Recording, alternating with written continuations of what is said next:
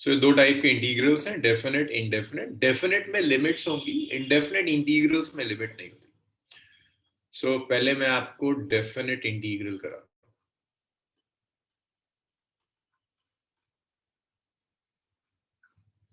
सो definite integral में सबसे पहला इंटीग्रल है पॉलिनोमियल फंक्शन का, कि अगर आपको एक पॉलिनोमियल फंक्शन दिया हुआ है, function of this form x to the power n dx and the limit is from x1 to x2। तो x to the power n dx को जब आप इंटीग्रेट करेंगे, हाँ मदिया बस अभी स्टार्ट किया। So the relation is x to the power n plus 1 divided by n plus 1, limit is from x1 to x2। आप एक काम कर सकते हैं, n plus 1 को अलग ले जाइए, तो 1 by n plus 1 अलग हो गया। This is x to the power n plus 1, limit is from x1 to x2। 1 by n plus 1 अलग हो गया, आप लिमिट्स रखना शुरू कर दो, x की जगह आप अपर लिमिट रख दो which is x2 to the power n plus 1, x की जगह लोअर लिमिट रखिए which is x1 to the power n plus 1। तो ये पूरा इंटीग्रल। एक एग्जांपल देखो, लाइक अगर मैं आपसे कह रहा हूँ 1 से 2 तक x स्क्वायर dx को आप इंटीग्रेट कर दीजिए। सो यहाँ जब आप इंटीग्रेट करोगे, that's x to the power 2 plus 1 by 2 plus 1, limit is from 1 to 2। सो बस आप यहाँ कंपेयर कर लो, इंस्टेड ऑफ n आप 2 यूज कर रहे हैं, तो x to the power 2 plus 1 divided by 2 plus 1। सो ये आ गया x cube by 3, it's 1 to 2। 1 by 3 अलग हो गया, it's 2 cube minus 1 cube। 1 by 3 अलग हो गया, it's 8 minus 1। सो ये आ गया 7 by 3। जब आप इंटीग्रेट करेंगे, ये इंटीग्रल 7 by 3 हो जाएगा।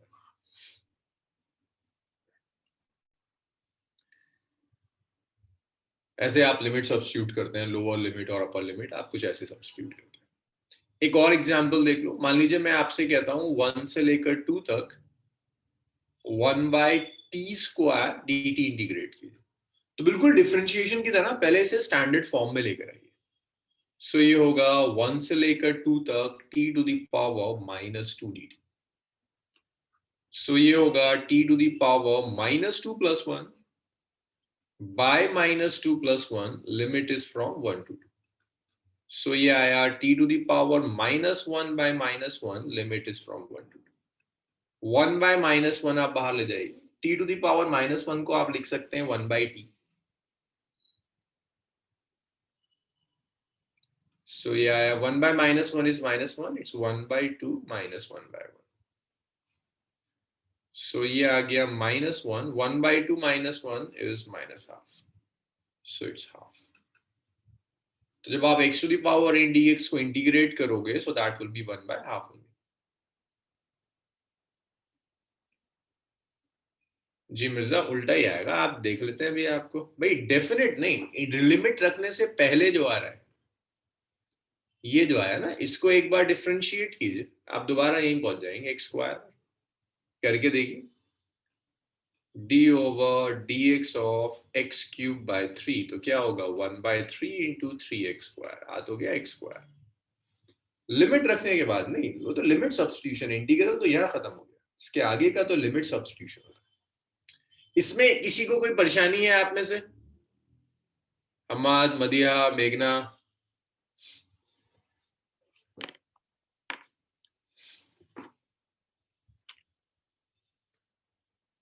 चलो जल्दी से लिख लो। वैसे इस बैच में रूल के मुताबिक मुझे ये सब चीजें डिस्कस करनी नहीं चाहिए थी, बस मैं जल्दी जल्दी कर रहा हूँ और आगे बढ़ रहा हूँ। जैसे जैसे मैं सिलेबस में आगे बढ़ूंगा, मेरी स्पीड और बढ़ेगी।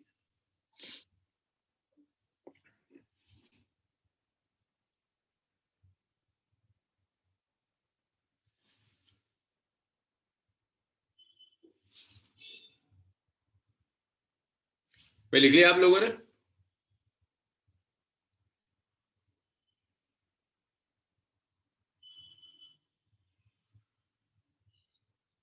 चलिए नेक्स्ट देखिए, एक थर्ड एग्जाम्पल देखिए। अगर मैं आपसे कह दूं सिर्फ dx इंटीग्रेट करना है 1 से लेकर 2 तक, हालांकि इसे आप डायरेक्टली याद रख सकते हैं, dx का इंटीग्रल x होता है, लिमिट इज फ्रॉम 1 to 2, तो ये आ जाएगा 2 - 1। ख्याल रखिएगा सिर्फ dx हो, ऐसा ना हो कि x लगा हुआ हो उसके साथ। अगर सिर्फ dx हो तो इंटीग्रल x हो। अगर कोई देखना चाहता है क्यों, तो देखो रीजन ये, x टू द पावर 0 लिख दो भाई, dx को जगह लिख सकते हैं ना, x टू द पावर 0 1 होता है। ये एक स्टेप लिख दूं मैं बस, कुछ लोग यूज इसे डायरेक्ट करना है, बस मैं रीजन दे रहा हूं ऐसा होता क्यों। इसे ऐसे लिख सकते हैं ना, 1 इंटू डी एक्स 1 to 2। 1 को आप लिख सकते हैं x to the power 0 dx from 1 to 2। आप इसे फर्दर ऐसे लिख सकते हैं x to the power 0 + 1 by 0 + 1 1 to 2। आप इसे लिख सकते हैं x इज 1 to 2। आप इसे ऐसे लिख सकते हैं 2 - 1 which is 1। So that's integral of dx which is 1।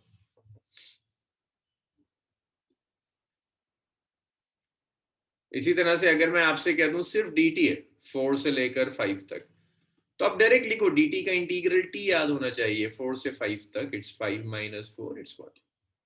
ये आपको याद रहेगी, इसको इंटीग्रेट करेंगे तो ये आएगा।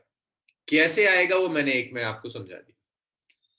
तो ये पहला था, पॉलिनोमियल फंक्शन में ये बेसिक इंटीग्रल्स आपको आने चाहिए। इसके बाद सेकंड है ट्रिग्नोमेट्रिक फंक्शन। सो यहां ट्रिग्नोमेट्रिक फंक्शंस में साइन और कॉस का याद हो काफी रहता है। Like sine x d x है, मैं आपसे कहता हूं इसे x1 से लेकर x2 तक इंटीग्रेट कर दीजिए। साइन एक्स का integral minus of cos x होता है, limit is x1 to x2। तो आप माइनस साइन बाहर ले जाइए, कॉस एक्स की जगह अपर लिमिट रख दीजिए x2, लोअर लिमिट रख दीजिए x1, तो ऐसे इंटीग्रेट हो जाएगा। साइन एक्स की जगह अगर मैं आपसे कहता हूं कि x1 से x2 तक cos x dx को इंटीग्रेट कीजिए, सो cos x का जो इंटीग्रल है that is sin x, limit is from x1 to x2। This is sine of x2 minus sine of x1। So cos x का integral sin x होगा, cos sin x2 minus sin x1। ऐसा कोई trigonometric functions. Trigonometric के बाद exponential functions. मैं इसके अलावा जो इंटीग्रल्स नहीं लिख रहा उसकी जरूरत नहीं पड़ेगी आपको। जब आप एक्सपोनेंशियल फंक्शंस लेंगे e to the power x dx, देखिए साइन से लेकर मैं कॉसेक तक पूरी लिस्ट बनवा के लिख सकता हूं, लेकिन कोई फायदा नहीं है। आप सिर्फ ये दो याद रखिए, आपकी प्रॉब्लम सारी सॉल्व हो जाएगी। e to the power x का integral e to the power x होता है, limit is from x1 to x2। So ये हो गया e to the power x2 minus e to the power x1। That's it. चलिए इतना लिखिए।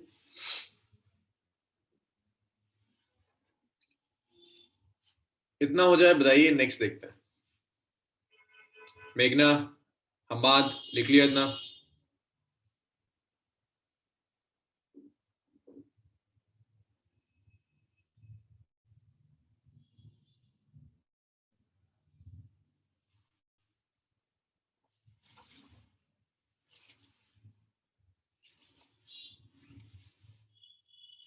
अभी आ रहे हैं मेघना, लॉग में आएगा, अभी आ रहा है उस पर भी।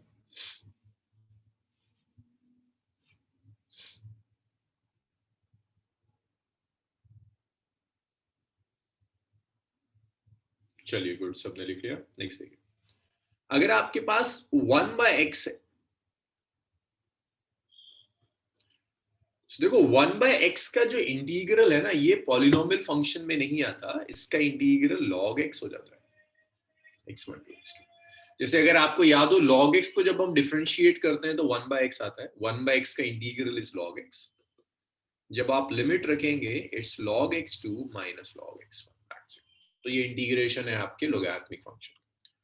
लोगैरिथमिक फंक्शन के बाद साइन ट्रिग्नोमेट्रिक हो गया, एक्सपोनेंशियल हो गया, लोगैरिथमिक हो गया।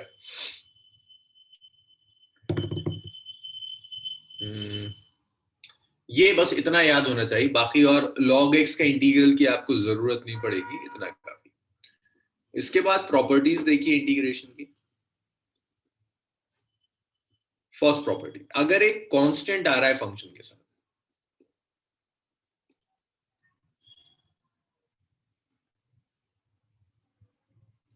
जी नबीला लिखिए।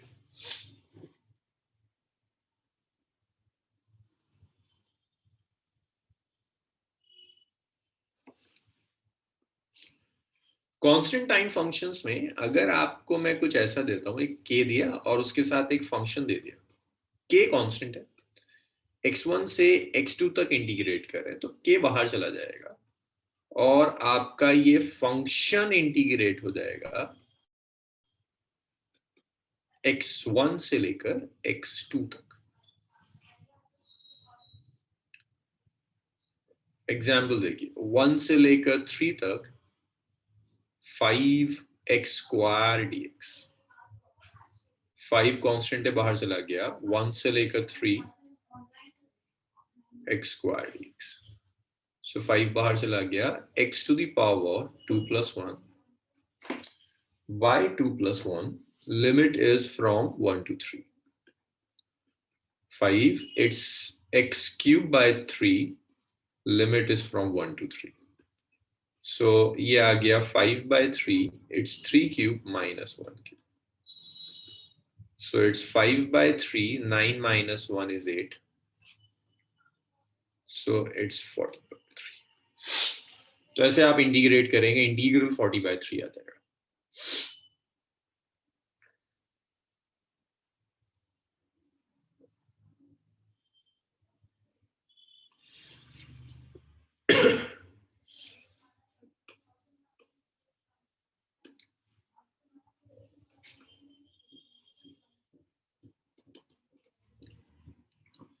Sorry, 5 into 26 by 3.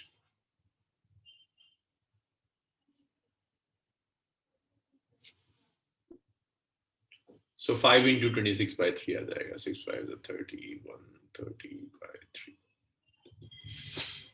लिख लीजिए ना।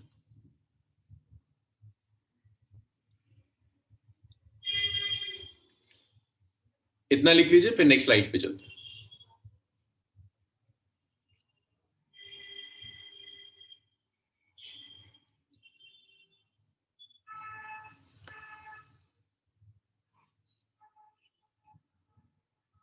हो गया था ना। नेक्स्ट देखिए, इसके बाद सेकंड जो होगा दैट इज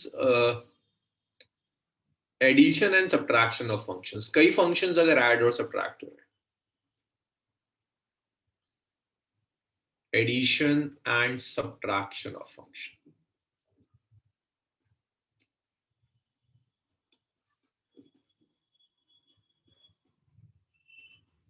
तो जब आप एडिशन और सब्ट्रैक्शन ऑफ फंक्शंस देखेंगे, so let's say this is x1, this is x2, कई फंक्शंस आपके ऐड हो रहे हैं, fx, gx, और यहां मैंने लिख दिया dx। अब ऐड सब्ट्रैक्ट कुछ भी हो सकता है। सो एक तो ये कि जब आपने यहां dx लिखा ना, तो ये dx दोनों के साथ आ रहा है, fx के साथ भी है और gx के साथ भी है। तो इसे आप ऐसे लिख सकते हैं, this is x1 to x2 which is fx dx plus x1 to x2 it's gx dx। भाई मैं आप लोगों से बार बार पूछ नहीं रहा, इसका मतलब ये नहीं कि आप बिल्कुल ही स्लीप मोड में चले जाएं। जितना कम टाइम हमारे पास है, दिसंबर, जनवरी, फरवरी, मार्च, इन 4 महीनों में कराने के लिए थोड़ी सी स्पीड रखनी होती है। और टीचर भी स्टूडेंट से एक्सपेक्ट करता है कि ये मैच्योर है, इतना सीरियस है, ये 11th के बच्चों की तरह नहीं है, किससे नहीं पूछा तो ये सो जाएगा। क्योंकि अगर आप उस कैटेगरी के हैं जिससे नहीं पूछा जाए, वो सो जाए, लेट जाए, तो इसमें तो आपका कुछ नहीं होना। एटलीस्ट इस अटेम्प्ट में आपका कुछ नहीं होकर देगा। मेच्योरिटी लेवल चाहिए आपका। तो ये आ गया fx dx, gx dx, x1 से x2 तक हमने इसको इंटीग्रेट कर दिया। एक एग्जांपल देख लो, लाइक मैं तुमसे कहता हूं 1 से लेकर 2 तक, let's say this is 3x² plus 2x dx, ये दे दिया मैंने। इसे दो इंटीग्रल में ब्रेक कर दीजिए, it's 1 to 2 3x² dx plus it's 1 to 2 it's 2x dx। आप इसे दो अलग अलग इंटीग्रल में लिख दीजिए, 3 बाहर चला जाएगा। This is 1 to 2 x² dx, it's 1 to 2 x dx। 3 बाहर चला गया, x² का जो इंटीग्रल होगा that's 2 plus 1 over 2 plus 1, limit is 1 to 2 plus 2 x to the power 1 है। इसे आप लिख सकते हैं x to the power 1 plus 1 by 1 plus 1, limit is from 1 to 2. So this is 3, which is x cubed by 3, limit is from 1 to 2, plus 2, this limit is x square by 2, limit from 1. 2 से 2 गया, 3 से 3 गया. So this is x cube, it's 1 to 2. This is x square, it's 1 to 2. It's 2 cube minus 1 cube. This is 2 square minus 1 square. So it's 8 minus 1 plus 4 minus 1, which is 7 plus 3, which is 10. So यहां तक clear होगा सबका, इतना लिखो.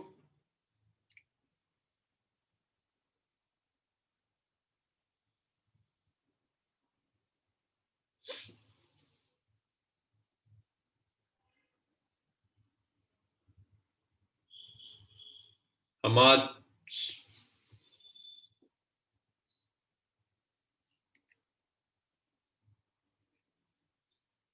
मेघना लिख लिया ना? चलो गुड.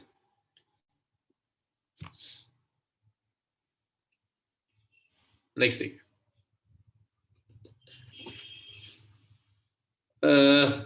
नेक्स्ट है आपका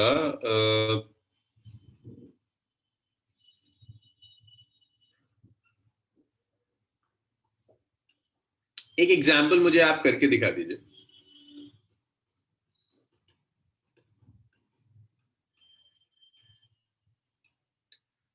एक बॉडी है, उसकी वेलोसिटी गिवन है 2 by T square,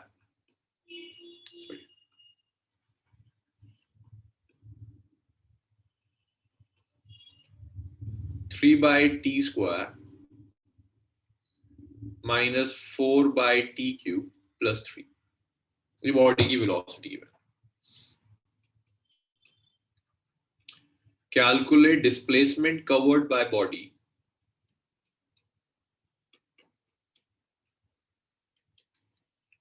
in 1 to 2 seconds. Hint ये है, मैंने पहले भी लिखवाया था, एप्लीकेशंस लिखवाई थी आपको इंटीग्रल्स की, कि डिस्प्लेसमेंट कैलकुलेट करने के लिए आप इसे वेलोसिटी को टाइम के रिस्पेक्ट में इंटीग्रेट कर देंगे, इनिशियल टाइम से लेकर फाइनल टाइम तक. ये x1 और ये x2, और जो x2 माइनस x1 आएगा उसी को आप डिस्प्लेसमेंट कहेंगे. यही डिस्प्लेसमेंट है. करिए इसे सॉल्व करिए और मुझे बताइए फाइनल रिजल्ट क्या है.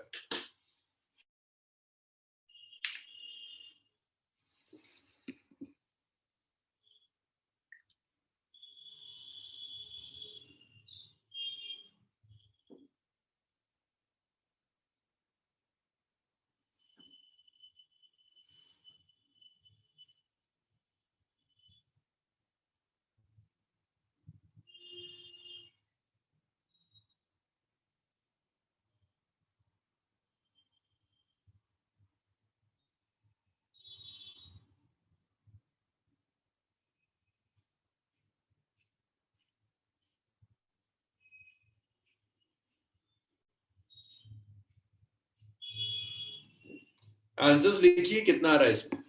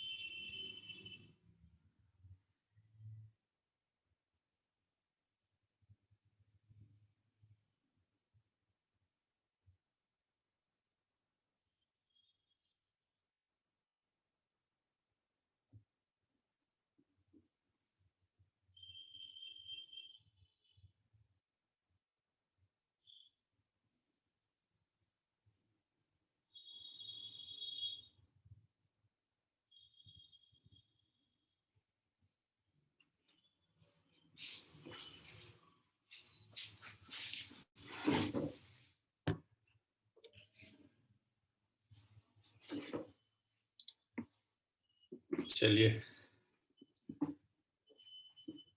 ऑलमोस्ट सबका आ गया। अब मैं इसे सॉल्व करना शुरू करता हूँ। सो देखिए, dx जो होगा from x1 to x2, it's integral of 3/t² minus 4/t³ plus 3 dt. Limit is from 1 to 2 seconds. The integral of dx is x. Limit is from x1 to x2. So अगर मैं इसको integrate करूं, so इसे आप अलग अलग लिख सकते हैं. It's 1 to 2, 3t to the power minus 2 dt.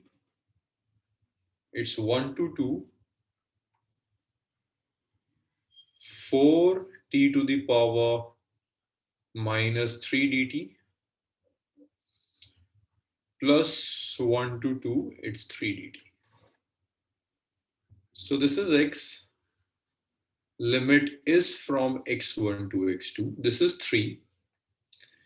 It's 1 to 2, t to the power minus 2 dt. Minus 4, it's 1 to 2, t to the power minus 3 dt. Plus 3, it's 1 to 2 dt.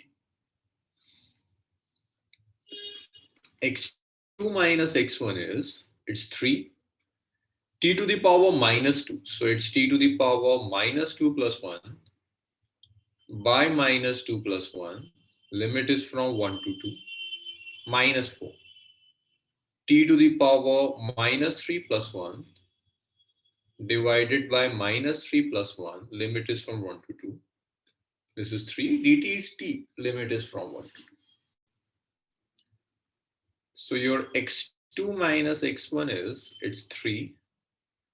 T to the power minus 1 by minus 1. Limit is from 1 to 2. Minus 4, t to the power minus 2 by minus 2. Limit is from 1 to 2. 3. Limit is from 1 to 2. So x2 minus x1 is 3 तो अलग चला गया. In fact minus 3 हो जाएगा, ये minus बाहर ले जाते हैं. So minus 3, this is 1 by t. Limit is from 1 to 2. Minus plus 4 by 2 हो जाएगा. It's t to the power minus 2. 1 by t square, 1 to 2.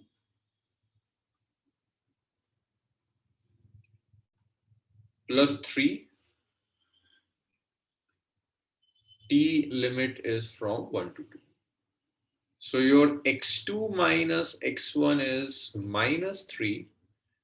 It's 1 by 2 minus 1 by 1. 4 by 2 is 2.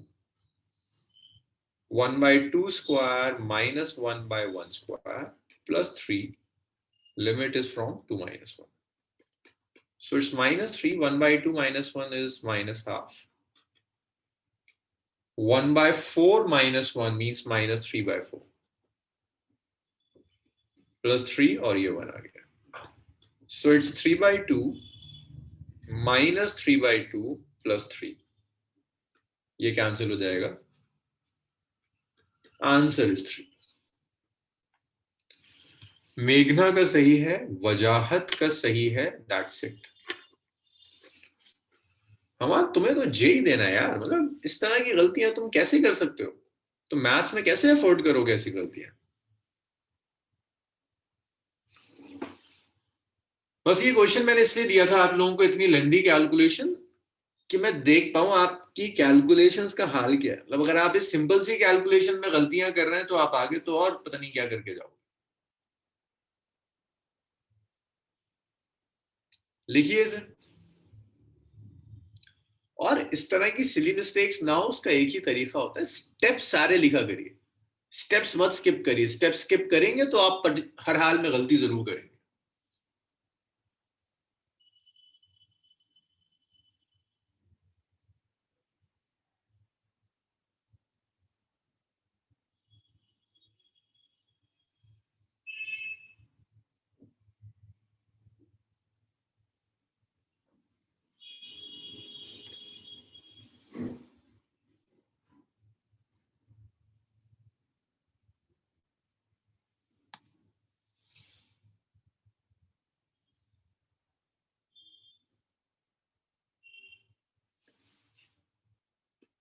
लिखिए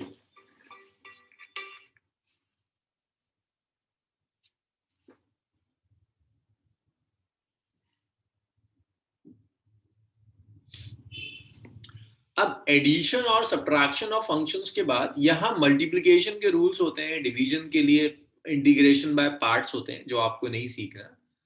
आपको अब सीखना है इंटीग्रेशन बाय सब्स्टिट्यूशन। इसकी आपको कुछ जगह जरूरत पड़ जाएगी। इंटीग्रेशन बाय सब्स्टिट्यूशन 4-5 एग्जांपल्स कराऊंगा, इसकी आपको जरूरत पड़ जाती है। कुछ चीजें तो मैं डायरेक्ट फॉर्मूले भी लिख दूंगा जिससे काम चल जाएगा। जैसे एक मैं लिख रहा हूं अगर आपके पास, तो ये अभी जो मैं लिख रहा हूं डायरेक्ट रिलेशंस हैं। Relations derive integration by substitution से ही हुए। मैं अभी डिराइव करा के दिखा दूंगा, लेकिन ये रिजल्ट्स आपको याद होने चाहिए। लाइक x1 to x2, अगर मैं आपसे कहता हूं ax plus b to the power 5, ये इंटीग्रेट करना, तो इसका तरीका ये होगा, आप 1/a अलग कर दीजिए, कांस्टेंट है ना, डिफरेंशिएशन में कांस्टेंट से मल्टीप्लाई करते हैं, ये डिवाइड में आ जाएगा और उसे आप ऐसे लिखोगे, this is ax plus b to the power 5 plus 1 divided by 5 plus 1, limit is from x1 to x2। इसकी आपको कई जगह जरूरत पड़ेगी। लाइक अगर मैं आपसे कह रहा हूं 0 से लेकर 1 तक, इसी को इंटीग्रेट कर दीजिए 2x plus 3 की पावर 6। कुछ वेलोसिटी डिफरेंशिएशन, कहीं वेलोसिटी कैलकुलेट करने में या डिस्प्लेसमेंट कैलकुलेट करने में ऐसा इंटीग्रल आ जाए, या आइडेंटिफाई करो। देखो इंस्टेड ऑफ a क्या आ रहा है 2, तो आप 1/2 अलग कर दीजिए। जेई हो या नीट हो, इसकी जरूरत आपको पड़ेगी तो मेरी 6 plus 1 limit is from 0 to 1। तो ये आ गया 1/2। This is 2x plus 3 to the power 7 by 7, limit is from 0 to 1। सो ये 1/14 हो गया। हाँ b कांस्टेंट है, लेकिन मिर्जा ये x के साथ नहीं है तो ये नहीं आएगा। वो कांस्टेंट आएगा जो x के साथ मल्टीप्लाई होगा। क्यों होता है वो, जब इंटीग्रेशन बाय सब्स्टिट्यूशन आप करेंगे तो आपको दिख जाएगा। 2x plus 3 to the power 7, limit is 0 to 1, 1/14। 2 into 1 plus 1 to the power 7, 2 into 0 plus 0 to the power 7, 1/14, it's 3 to the power 7 minus 0, so this is 3 to the power 7/14।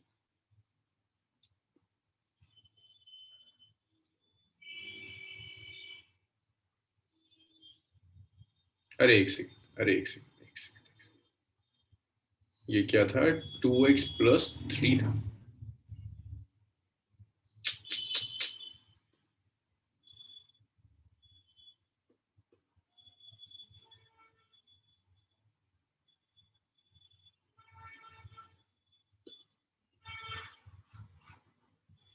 सो आया ये 5 to the power 7 minus 3 to the power 7।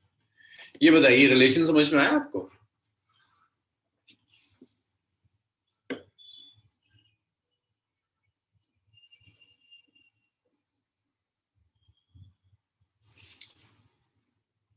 अगर ये समझ में आया तो ये question करके देखना।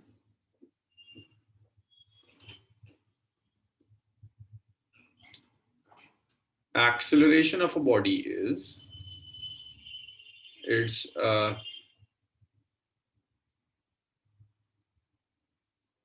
3t plus 1 का square. Calculate change in velocity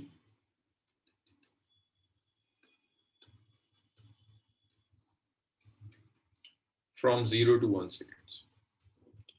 0 से 1 seconds में वेलोसिटी में चेंज कैलकुलेट कीजिए, करिए sir.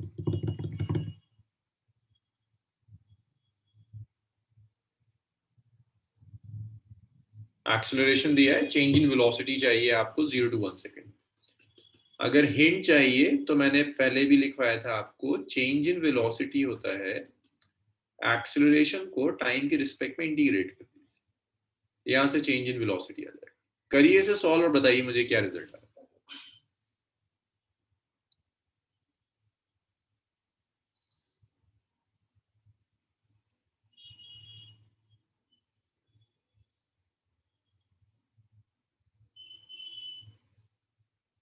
Seven by two. Okay, चलो अभी चेक करते हैं। दो आंसर्स आए, एक मिर्जा का आया, एक वजाहत का आया। और लोग, मदिया, नबीला, मेघना। चलो मेघना का आया कुछ। मदिहा, नबीला, हम्माद और अमान। अच्छा सुहेब अब चेंज हो गया, ठीक है। ठीक है ठीक है।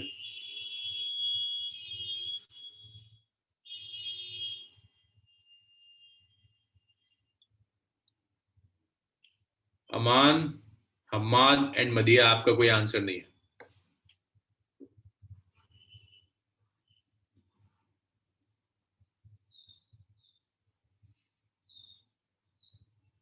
अच्छा जी, अमान का आया कुछ। भाई देखिए, हम्माद एंड मदिया, आप दोनों का कुछ नहीं आया अब तक। इसे लिख सकते हैं 3t+1 का square into D T, limit is from 0 to 1। चलो हम्माद का भी आ गया, सिर्फ एक मदिया बची हुई है। डीवी का integral is v, limit is v1 to v2। इसे आप ऐसे लिखोगे 1/3, 3t+1 का स्क्वायर है 2+1 divided by 2+1, limit is from 0 to 1। सो ये आया v2 minus v1 is 1/3, it's 3t+1 cube divided by cube, limit is 0 to 1। सो आया ये v2 minus v1 is 1/9। अब जब आप लिमिट सब्स्टिट्यूट करेंगे, this is 3 into 1 + 1 to the power 3 minus 3 into 0 + 1 to the power 3। चलो मदिहा का भी आ गया। सो ये आया 1/9, it's 3+1 4, 4 cube minus 1 cube। 4 cube is 64 minus 1, 63/9, 7 आया आंसर। मेघना का सही था, अमन का सही था और एक वजाहत का सही था। फिर तुम लोगों की कैलकुलेशन मिस्टेक्स, मतलब ये कैलकुलेशन मिस्टेक्स बताती हैं कि लैक ऑफ प्रैक्टिस। कभी ऐसा हुआ ही नहीं कि एक दिन में बैठ के 50-60 न्यूमेरिकल्स करें, है ना? ये लैक ऑफ प्रैक्टिस है, ऐसी गलतियां। चलिए लिखिए इसे जल्दी से, फिर एक दो रिलेशंस और समझिए।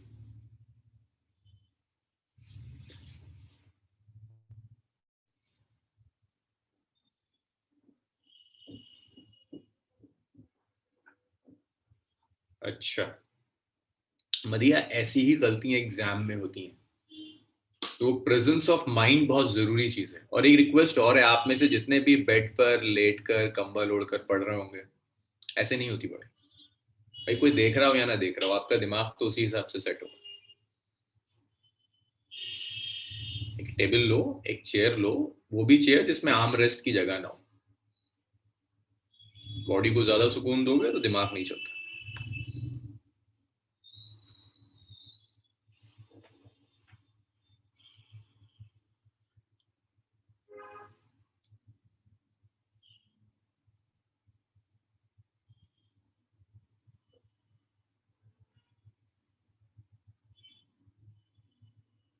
चलिए भाई लिख लिया सबने।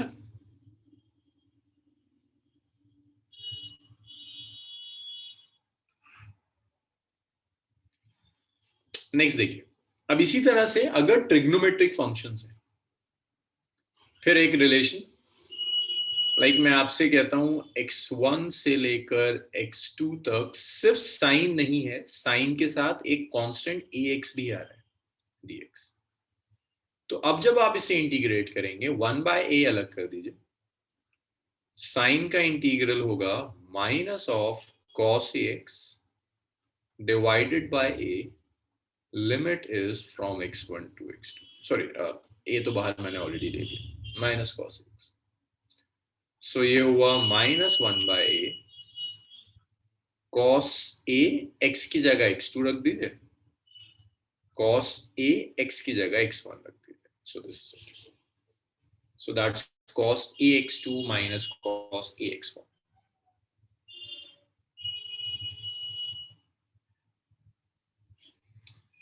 x1 से x2 तक इट्स cos ax dx, अगर आप इसे इंटीग्रेट कर रहे हैं it's 1/a, it's sin ax x1 to x2। बस ये ख्याल रखना है जो भी कांस्टेंट है उससे 1/a आप इंटीग्रेशन में उससे बाहर ले आएंगे। ये एग्जाम्पल मुझे करके दिखाइए। 0 से π/2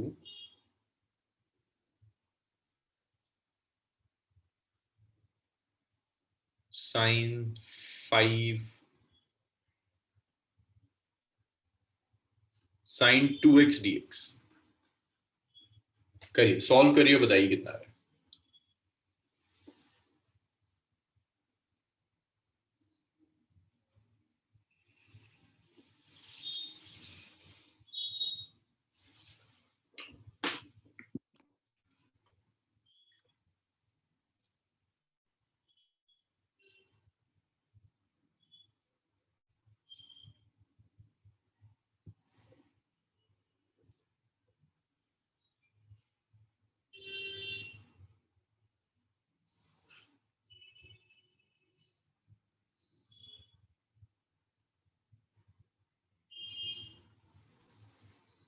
चलिए, आंसर एक वजाहत का है।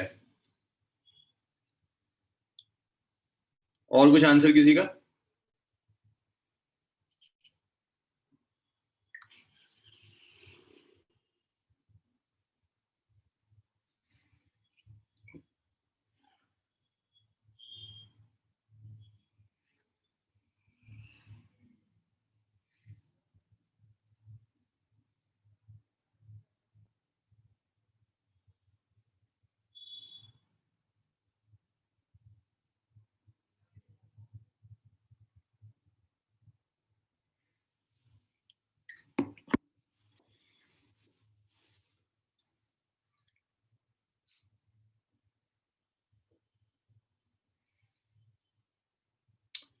चलिए भाई, इसको सॉल्व करते हैं। साइन 2x को जब आप इंटीग्रेट करेंगे it's minus of cos 2x divided by 2, limit is 0 to π/2। -1/2 बाहर चला गया, it's cos 2 into π/2 minus cos 0, ये कैंसिल हुआ, -1/2 it's cos pi minus cos 0,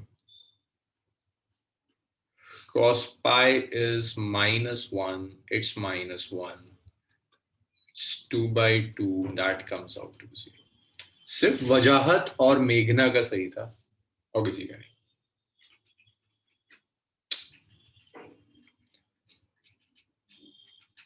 चलिए लिखिए, इसे भी लिखिए।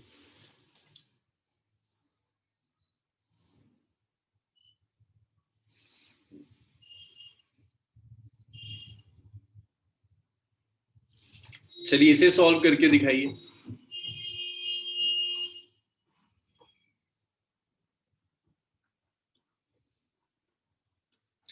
यार आप लोग इस तरह से करोगे तो मेरी तो हिम्मत ही टूट जाएगी कि मैं कैसे 3 महीने में कराऊंगा। आप लोगों को ये लगता है कि टीचर मुझे नहीं करना, मतलब मुझे दोबारा से सारा सिलेबस नहीं पढ़ना, पढ़ना आपको है। मतलब जो आप यहाँ जाकर अटक रहे हैं तो एक मुसीबत हो जाएगी कराना आपको। करिए इसे, करिए जरा। मैं बड़ा खुश था डायमेंशंस वगैरह में कि ओके सब ठीक है, मैं 4 महीने में कवर करा लूंगा, लेकिन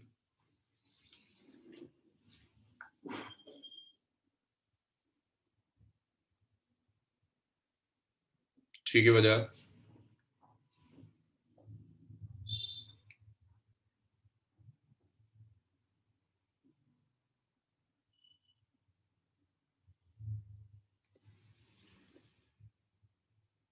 ओके मेघना, और आंसर्स?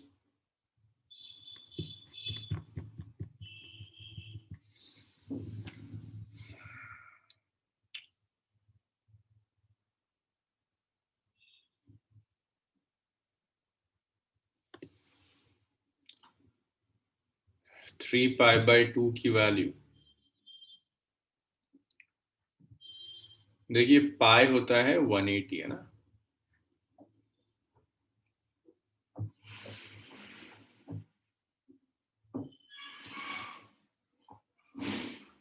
$270 साइन 270 होता है -1, कॉस 270 होता है 0।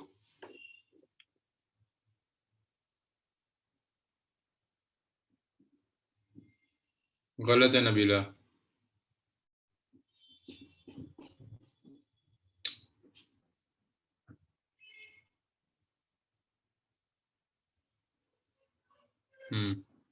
मिर्जा सही आ रहा है, हम्माद गलत है, मदीहा का ठीक है। सो देखिए this is 1/3, limit is 0 to π/2, sine 3x का आप इंटीग्रल लिख सकते हैं। जब आप इसे सॉल्व करोगे साइन 3x को, this is minus of cos 3x divided by 3, 1/3 बाहर जाएगा, लिमिट इज 0 to π/2, -1/3 अलग गया, this is cos 3 into π/2 minus cos 3 into 0, so it's -1/3। अमन गलत आ रहा है, 3 π/2 is 0, cos 0 is 1, so it's 1/3। 1/3 is the correct answer। तो ये कुछ इंटीग्रल्स हैं जिनकी आपको जरूरत पड़ेगी, इन्हें आप यूज करेंगे। नेक्स्ट देखिएगा। अच्छा इसे लिख लीजिए, इतना लिख लीजिए भाई, इनके बिना आप नहीं कर पाएंगे, आपको इन चीजों की जरूरत पड़ेगी, आप अटक जाएंगे अगर ये नहीं आता होगा।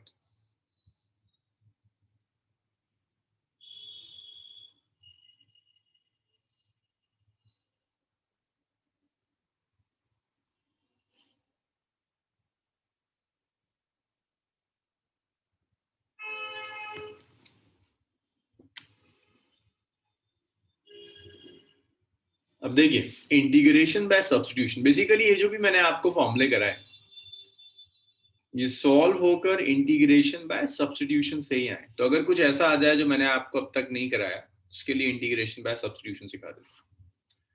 जैसे मान लीजिए मैं आपसे कह रहा हूं 0 से लेकर 2 तक e⁻ t स्क्वायर या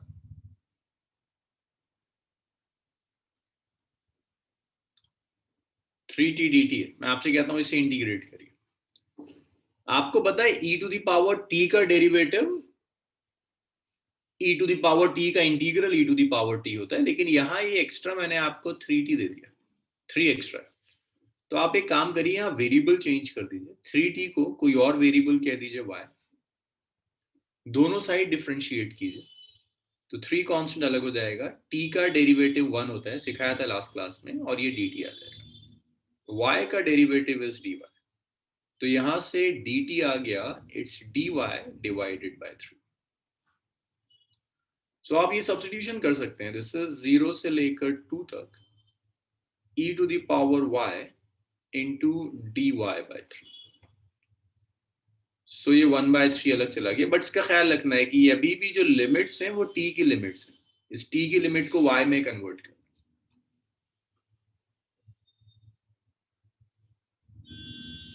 ये लिमिट्स t की दी हुई। सो देखिए आपको पता है 3t इक्वल टू y,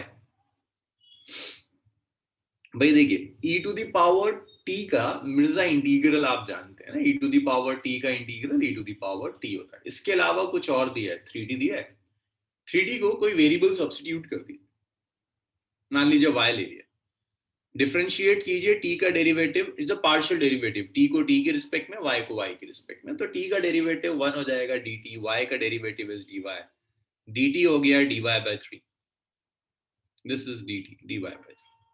तो यहाँ डी टी की जगह डी वाई बाई थ्री रख दिया, थ्री टी की जगह वाई रख दिया। अब यहाँ पर जो लिमिट्स है ना, वो लिमिट्स टी की हैं, आपको लिमिट्स वाई में कन्वर्ट करनी है। तो जब मैं t इक्वल टू 0 लूंगा तो y इक्वल टू 0 हो जाएगा, जब मैं t इक्वल टू 2 लूंगा तो y इक्वल टू 3 इंटू 2 6 हो जाएगा।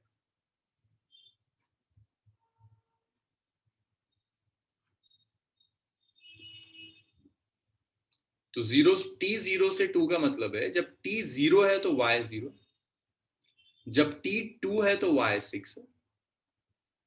It's e to the power y dy divided by 3, 1 by 3 आप अलग कर दीजिए, it's y equal to 0 to y equal to 6, ये बच गया e to the power y dy। आप e to the power y का इंटीग्रल जानते हैं, it's e to the power y only, limit is 0 to 6।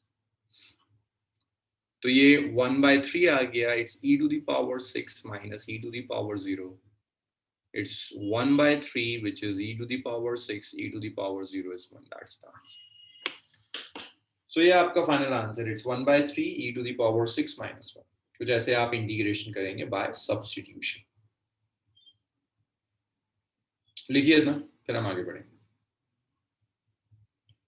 एक एग्जाम्पल और करते हैं। अब इंटीग्रेशन बाय सब्स्टिट्यूशन में ऐसा कोई फॉर्मूला नहीं है जो मैं आपको लिखवा दूं, इसमें बस ऐसी होगा जो रिलेशंस आपको याद है उनसे एडिशनल कुछ टर्म्स मिल रही होंगी, उन्हें किसी वेरिएबल के साथ सब्स्टिट्यूट कर दीजिए। dt को वेरिएबल के साथ सब्स्टिट्यूट करने के लिए डिफरेंशिएट करना।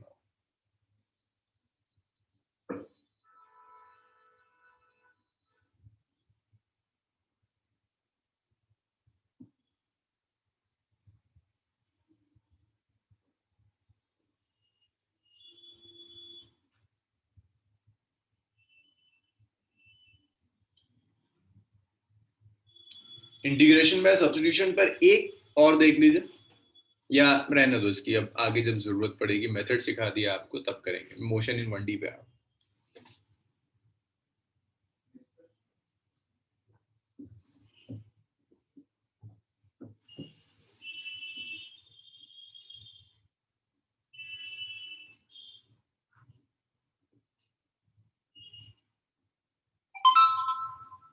चलिए भाई नेक्स्ट स्लाइड पर आते हैं। अब मैं स्टार्ट कर रहा हूं मोशन इन 1D।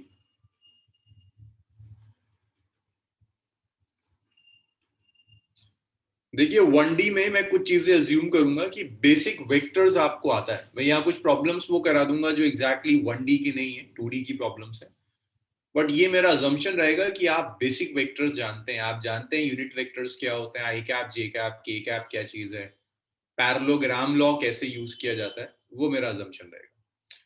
तो मोशन इन 2D स्टार्ट होता है with the equation of trajectory.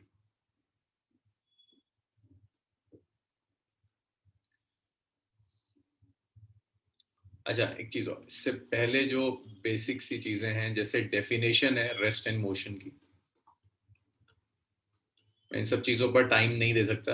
Rest and motion का मतलब है बॉडी रेस्ट में तब होगी जब उसकी पोजीशन किसी फ्रेम ऑफ रेफरेंस के साथ चेंज ना हो, बॉडी मोशन में तब होगी जब टाइम के साथ किसी फ्रेम ऑफ रेफरेंस के साथ बॉडी की पोजीशन चेंज हो रही है। एक ही टाइम पर एक ही बॉडी रेस्ट में भी एग्जिस्ट कर सकती है, मोशन में भी एग्जिस्ट कर सकती है।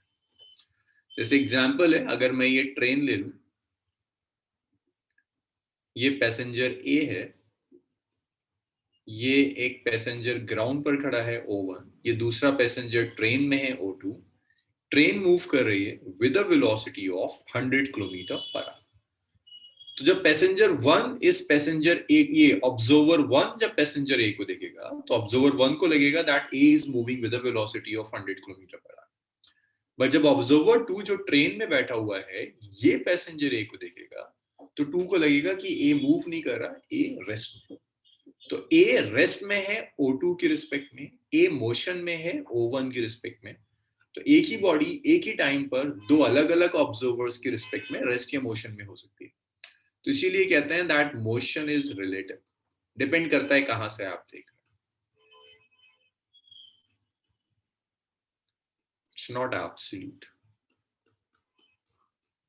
मोशन रिलेटिव है, एब्सोल्यूट नहीं है।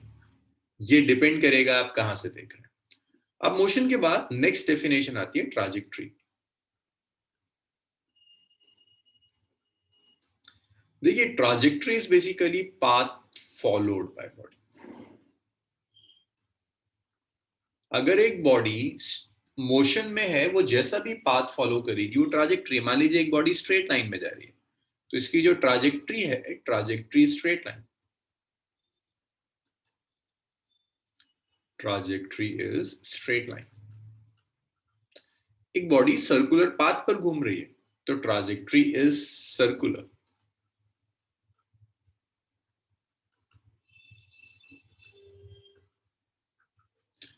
एक बॉडी पैराबोलिक पाथ पे जा रही है, सो ट्रैजेक्टरी इज पैराबोलिक।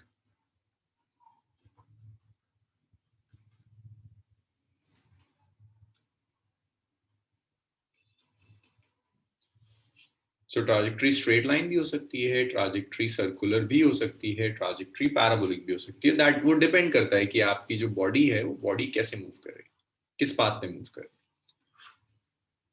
अब इक्वेशन ऑफ ट्रैजेक्टरी वो आपसे कहता है इक्वेशन ऑफ ट्रैजेक्टरी कैलकुलेट कीजिए। तो इक्वेशन ऑफ ट्रैजेक्टरी कैलकुलेट करते हुए आपको दो तीन चीजों का ख्याल रखना है। अगर मोशन टू डायमेंशनल है, it's relation between x and y coordinate. X और वाई कोऑर्डिनेट में रिलेशन होगा। आई एम अज्यूमिंग कि it's two dimensional body is moving in x y plane. But अगर बॉडी वाई जेड प्लेन में move कर रही है, तो फिर इक्वेशन ऑफ ट्रैजेक्टरी में अगर बॉडी वाई जेड प्लेन के अंदर मूव कर जाती है, तो फिर रिलेशन वाई और जेड कोऑर्डिनेट्स में। अगर एक बॉडी एक्जेड प्लेन में मूव कर जाती है, तो इक्वेशन ऑफ ट्रैजेक्टरी जो रिलेशन होगा वो एक्स और जेड में होगा। मैं मान के चल रहा हूं कि एक्स वाई में, इसीलिए मैंने एक्स वाई लिख दिया। एक चीज और, इट्स इंडिपेंडेंट ऑफ टाइम। सो इसमें टाइम नहीं होना चाहिए इस इक्वेशन।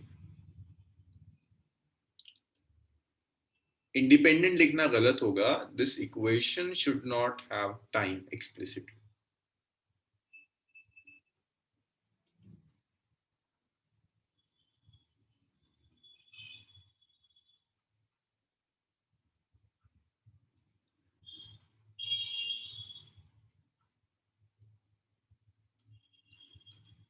इसमें टाइम नहीं होना चाहिए। अगर टाइम हुआ तो फिर वो इक्वेशन ऑफ ट्रैजेक्टरी नहीं है। ये रहा ना, पाथ फॉलोड बाय बॉडी।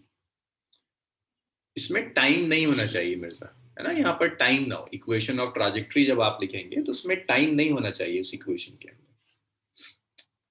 मान लीजिए आपने ऐसे लिख दिया x इज 3t, है ना, तो यहाँ टाइम आ रहा है, तो इक्वेशन ऑफ ट्रैजेक्टरी नहीं। पाथ फॉलोड भाई, जो भी रास्ता है, जो पार्टी मूव कर रही है, एक कार है वो सीधे रास्ते पर जा रही है, तो इसकी ट्रैजेक्टरी स्ट्रेट लाइन हो जाएगी। एक कार है जो सर्कुलर रास्ते पर जा रही है ना, तो इक्वेशन ऑफ ट्रैजेक्टरी सर्कुलर हो जाएगी। ये ट्रैजेक्टरी। एक चीज और मिर्जा, मैं डेफिनेशंस नहीं लिख सकता। मैं डेफिनेशंस लिखूंगा तो ये 4 महीने में कभी कंप्लीट नहीं होने वाला। यहाँ तो टारगेट है 1 वीक के अंदर 1 यूनिट कंप्लीट करना है। अभी तक तो मैं स्लो चल रहा था काफी। अगर मैंने वो काम नहीं किया तो आप भूल जाइए, ना कभी सिलेबस कंप्लीट होगा ना कभी आप क्रैक कर पाएंगे। So that's why this is achievers batch, aspirant नहीं है। एस्पिरेंट में मानते हैं कि भाई 4 महीना तो मुश्किल है, ये कर देंगे हम सिलेबस, लेकिन ये फिर एक अटेम्प्ट दे रहा होगा। बट अचीवर्स यही है, मान के चल रहा है कि 4 महीने के बाद ये क्रैक करेगा, तो टीचर को भी कुछ चीजें लेके चलनी होती है। बहुत कम टाइम है और उसमें बहुत सारी चीजें लिख लीजिए।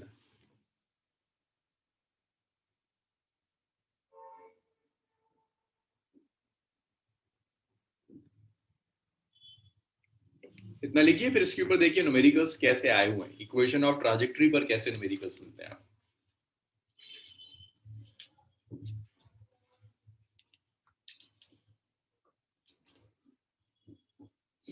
मैं लिखा आप लोगों ने इतना?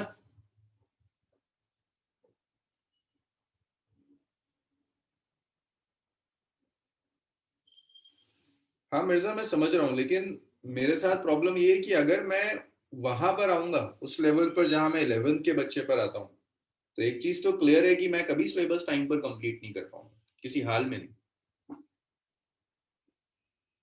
तो मेरे ऊपर भी ना एक कंस्ट्रेंट है। मतलब आप अगर चाहें तो मेरी 11th की बैचेस में आ जाइए, कोई प्रॉब्लम नहीं है।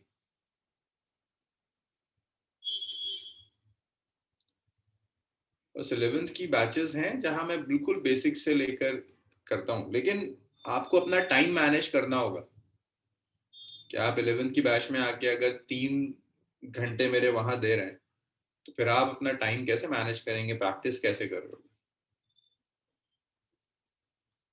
बिकॉज आई एम अज्यूमिंग कि आप 14 आवर्स तो दे रहे होगे इंक्लूडिंग क्लासेस। अब उस 14 आवर्स में से 3 घंटे और कहीं जाएगा तो पता नहीं फिर आपकी चीजें कैसे कंप्लीट होंगी।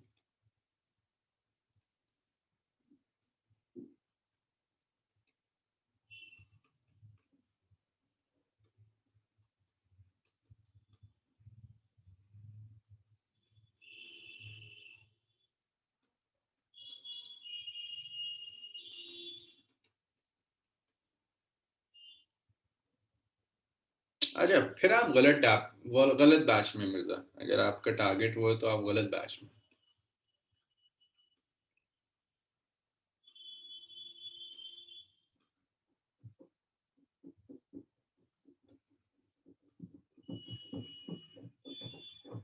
क्योंकि ये तो 21 वालों के लिए।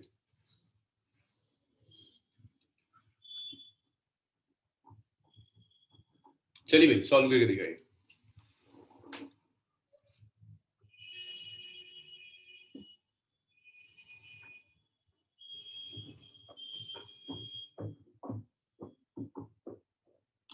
हाँ मदिया, काफी है वो।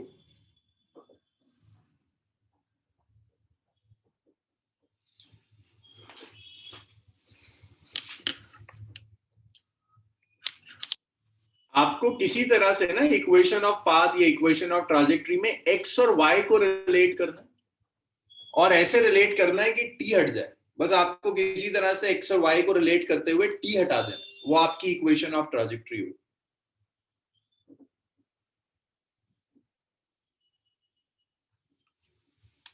लगाओ जरा दिमाग लगाओ, कैसे कर सकते हो? किसी तरह से इन दोनों इक्वेशंस को कंबाइन कर कर टी हटा देना, सिर्फ एक्स वाई आना चाहिए, वो इक्वेशन ऑफ ट्राजेक्टरी होगी। मेघना करो इसे, टाइम का ख्याल रखो।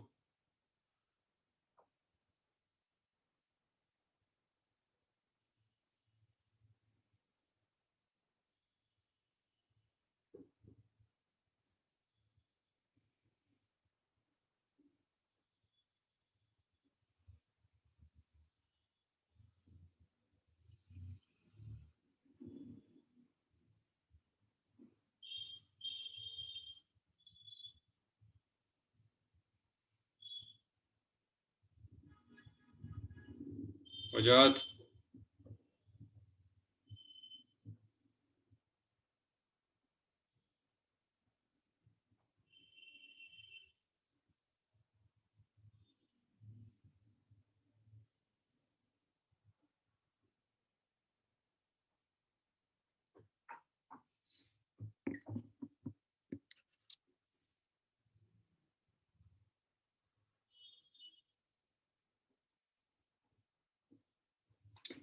ओके, किसी से नहीं हो रहा। देखिए, ये साइन है, इसे किसी तरह से आप कॉस में कन्वर्ट कर दीजिए। X is -8 sine pi T. -8, ये जो साइन पाई टी है इसे आप कॉस में कन्वर्ट कीजिए। ना ना ना, यहां से नहीं होगा। इससे कर सकते हैं, y से शुरू कर सकते हैं। देखिए y कितना दिया है, it's -2 cos 2 pi T. Cos 2 theta का, अगर कॉस 2 थीटा है, इसे आप लिख सकते हैं 1 - 2 साइन स्क्वायर थीटा। तो जो 2 पाई टी है ना, इसे आप लिख सकते हैं 1 - 2 साइन स्क्वायर पाई टी। ये आपको याद रखना होगा। थीटा की जगह मैंने यहां पर पाई टी लिया हुआ है। So y is minus 2 plus 4 sine square pi t. So y is minus 2 plus 4 sine square pi T. अब देखो, अब आपको साइन पाई टी की वैल्यू पता है. देखिए ये इक्वेशन 1, x है माइनस 8 साइन पाई टी. सो आप यहां से लिख सकते हैं sine pi T is minus x pi 8. That is equation number 2. आप एक काम कर सकते हैं, 2 को आप 1 में रख दीजिए. तो जब आप 2 को 1 में रखेंगे you will get y is minus 2 plus 4 minus x by 8 square. Y is minus 2 plus 4 x square by 64. 60. So y आया minus 2 plus x square by 16. So this is the equation of trajectory. हाँ भाई बताइए, समझ में आए? हर हाल में आपको t eliminate करना है, x और y को कनेक्ट करना है. इसे आप कहेंगे this is equation of trajectory. ये ट्राजेक्टरी की इक्वेशन.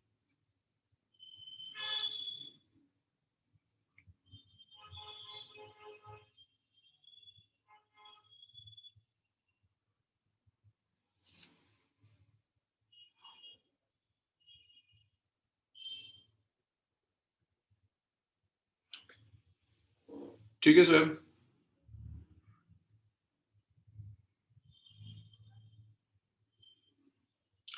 हाँ भाई, ये क्लियर हुआ कुछ?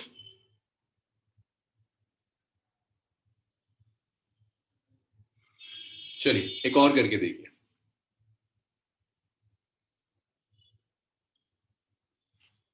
इसको ट्राई कीजिए. एक और क्वेश्चन ट्राजेक्टरी पे, फिर डिस्टेंस और डिस्प्लेसमेंट की इक्वेशन करेंगे.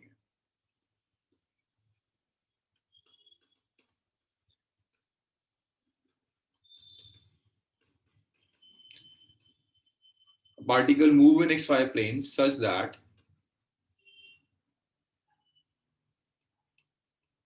its position varies as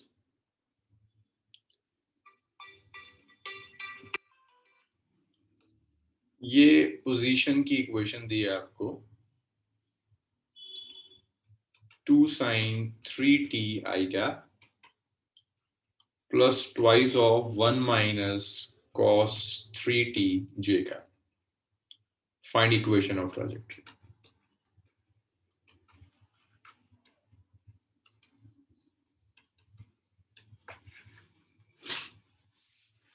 चलिए लिखिए.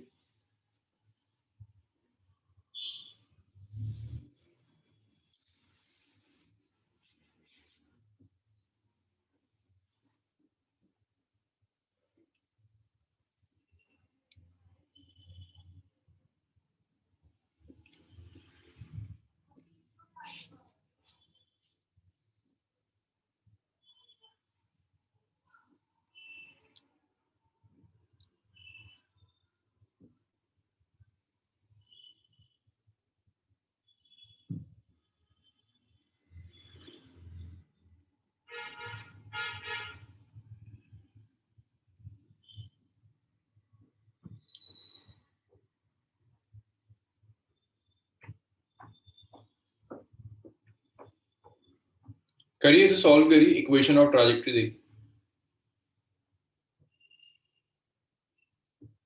एक्स और वाई को रिलेट करना है बस.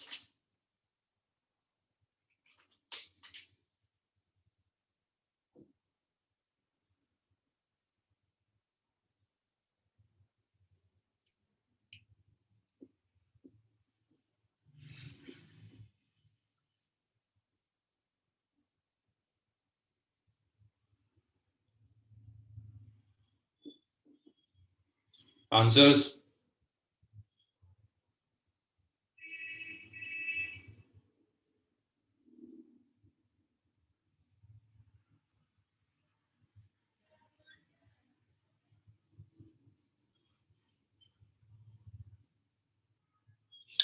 हमारा इक्वेशन ऑफ ट्राजेक्टरी चाहिए, एक्स और वाई में रिलेशन चाहिए. अगर आपको x नहीं दिख रहा, ये x है, आई कैप आ रहा है ना, तो ये x कोऑर्डिनेट है, ये y कोऑर्डिनेट है, x और y को रिलेट कर।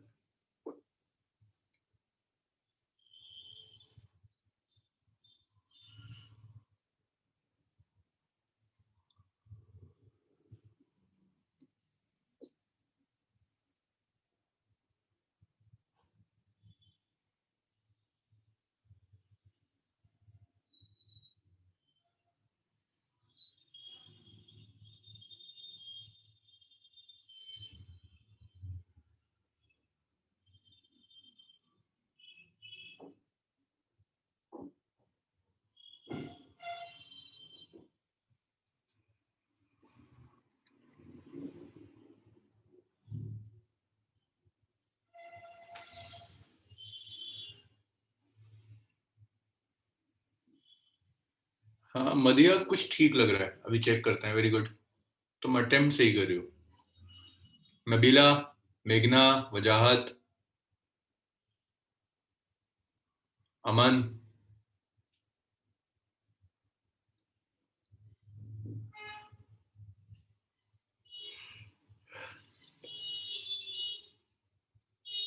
भाई देखिए,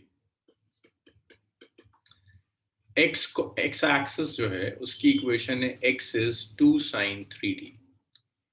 सो यहाँ जो sin 3t आएगा ना, that sin 3t is x by 2, that's first equation.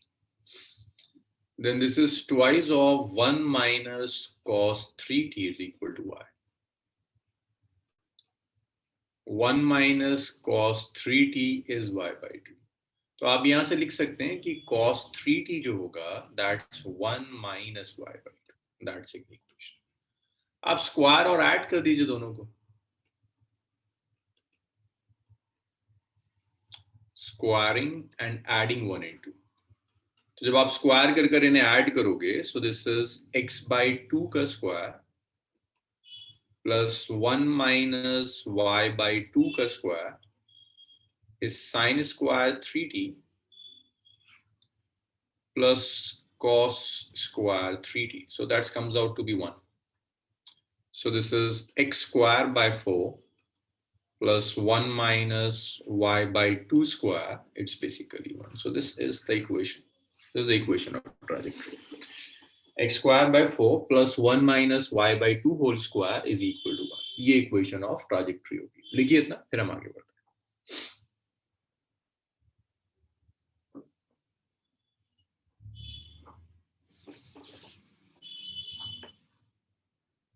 हर हाल में आपको x चाहिए, y चाहिए और उन दोनों को रिलेट करना है।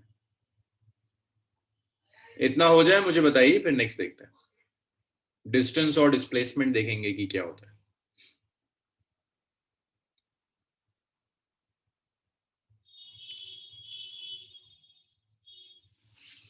मैं लिखा आप लोगों ने सबने?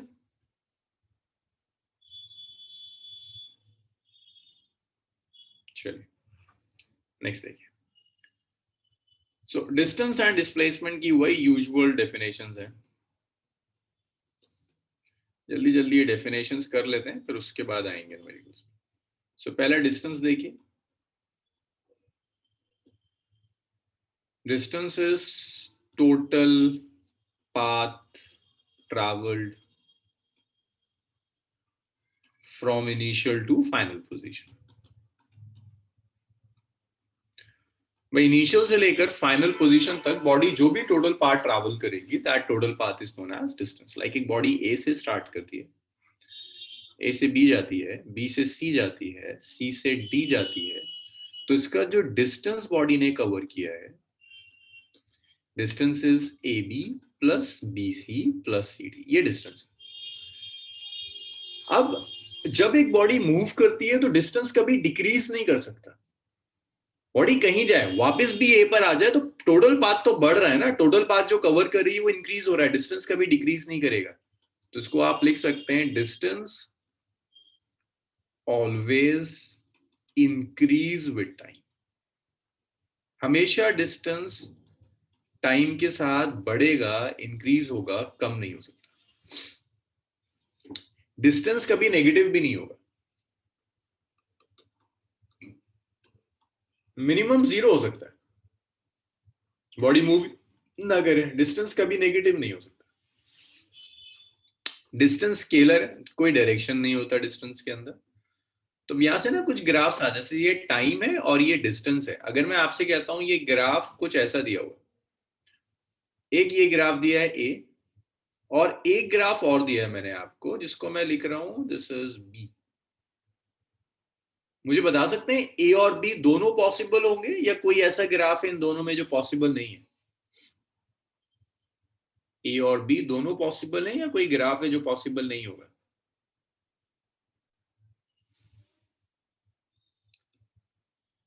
भाई देखकर बताइए, क्या ये दोनों ग्राफ पॉसिबल लगते हैं?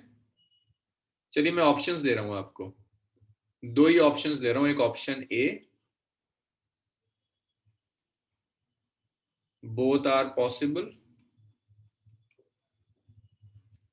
Option b, none is possible, कोई पॉसिबल नहीं है। Option c, a possible, b not possible. Option d is b possible, a not possible.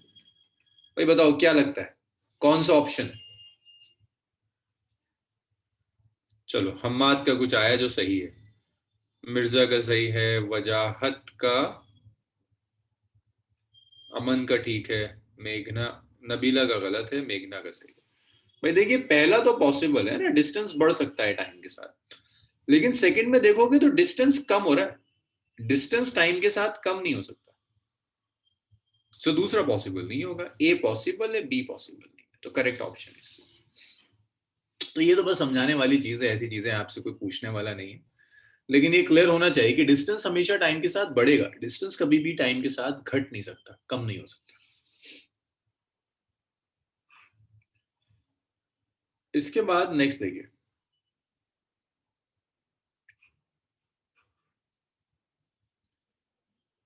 Next है आपके पास, और इसकी एसआई यूनिट इज मीटर। सो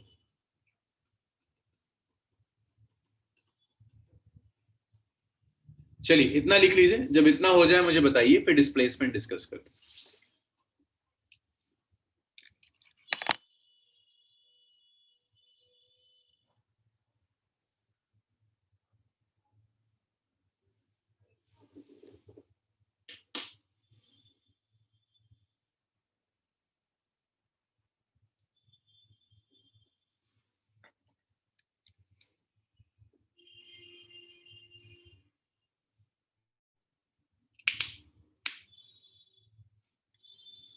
चलिए लिख लिया।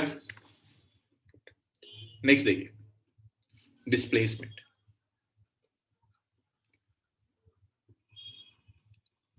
तो ये डिस्प्लेसमेंट क्या है? Displacement is the shortest path,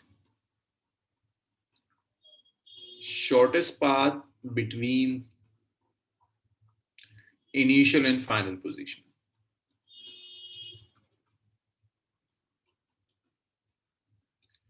initial और फाइनल पोजीशन के बीच में जो शॉर्टेस्ट पाथ होगा, that shortest path is known as displacement. Like एक बॉडी ने ए से शुरू किया, ए से बी तक गया, बी से सी आया, सी से डी चला गया। सो जो डिस्प्लेसमेंट होगा वो डिस्प्लेसमेंट एडी है।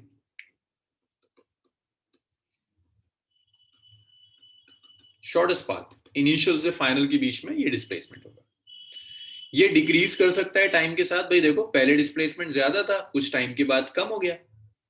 It can decrease with time.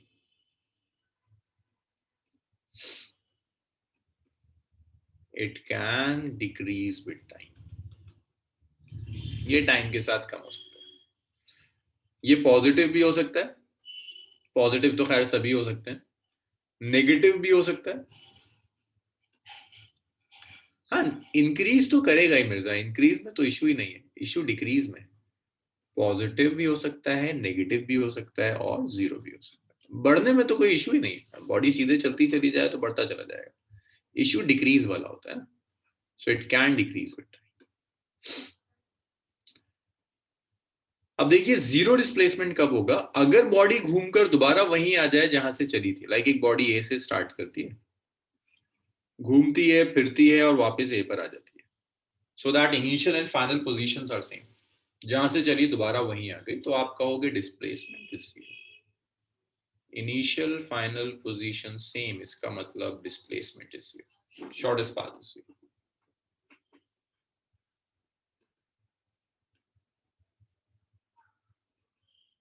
Shortest path zero, displacement zero. It's a vector. SI unit is meter. और ये देखिएगा डिस्प्लेसमेंट ना कम भी हो सकता है. This is time and this is displacement. So displacement पहले बड़ा टाइम के साथ कम हो गया. ये ग्राफ सही है. ये ग्राफ डिस्टेंस के लिए नहीं लिख सकते क्योंकि डिस्टेंस कम नहीं होगा, डिस्प्लेसमेंट कम हो सकता है. इवन डिस्प्लेसमेंट जीरो भी हो सकता है. तो ये ग्राफ डिस्प्लेसमेंट के लिए वैलिड है, डिस्टेंस के लिए नहीं. ये डिस्प्लेसमेंट आपको दिया, इतना लिख लीजिए.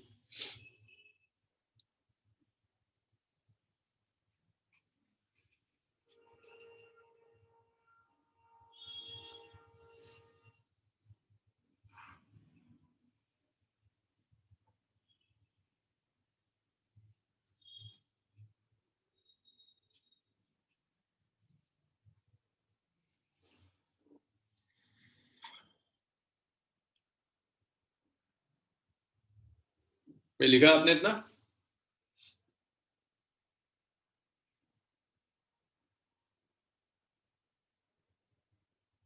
चलो गुड, लिखिए. नेक्स्ट देखिए, एक बेसिक सा एग्जांपल देखो. मतलब ये क्लास 9th में, क्लास 11th में जब भी पहली बार डिस्टेंस डिस्प्लेसमेंट बच्चे को पढ़ाया जाता है तो ये जरूर होता है. तो ये देख लीजिए जल्दी से. एक बॉडी है, सर्कुलर ट्रैक पर घूम रही. The radius of the track is r. ये ए से बी जाती है, बी से सी जाती है, सी से डी जाती है. ये ऐसे घूम रही. ए से बी, बी से सी, सी से डी. अच्छा मिर्जा, मुझे आप अपना कॉन्टैक्ट नंबर दे दीजिए, मैं आपको कॉल कर लूंगा क्योंकि क्लास के फौरन बाद फिर मेरी दूसरी क्लास है, मुझे कनेक्ट करना होता है कहीं और. आप मुझे कॉन्टैक्ट नंबर दे दीजिए, मैं आपको कॉल बैक कर. सो एक बॉडी है, वो सर्कुलर ट्रैक पर जा रही है, ऐसे घूम रही है, रेडियस आर है ट्रैक का. मुझे डिस्टेंस और डिस्प्लेसमेंट चाहिए. पहले मान लो मैं आपसे कहता हूं ए से लेकर बी तक गई, डिस्टेंस बताओ. तो देखो बड़ा क्लियर है, ए से बी तक कितना कवर कर रही है, 1/4 of a circle.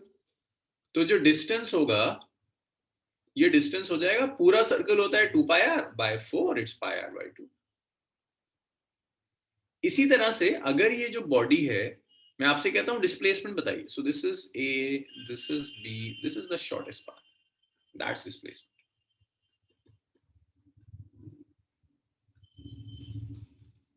A b है.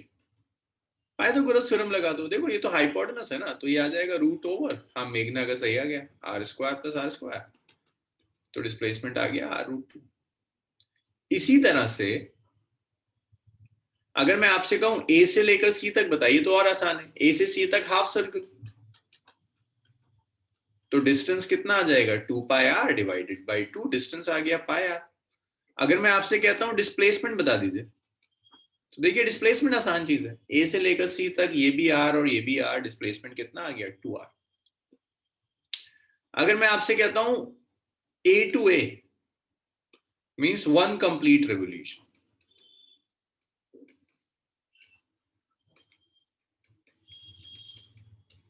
एक कंप्लीट रेवोल्यूशन का मतलब हुआ डिस्टेंस इसने कवर किया 2πr, बट इसने जो डिस्प्लेसमेंट कवर किया, डिस्प्लेसमेंट इज 0, क्योंकि जहां से चला दोबारा वहीं आ गया. तो ये तो बेसिक क्लास 9th का था, सिर्फ डिफरेंस बताने के लिए समझ में आ रहा है इससे डिफरेंस एग्जैक्टली कि डिस्टेंस और डिस्प्लेसमेंट में फर्क क्या है. इतना लिखिए. आज तो टाइम हो गया, कल जब इसे हम कंटिन्यू करेंगे तो ढंग के न्यूमेरिकल्स के साथ.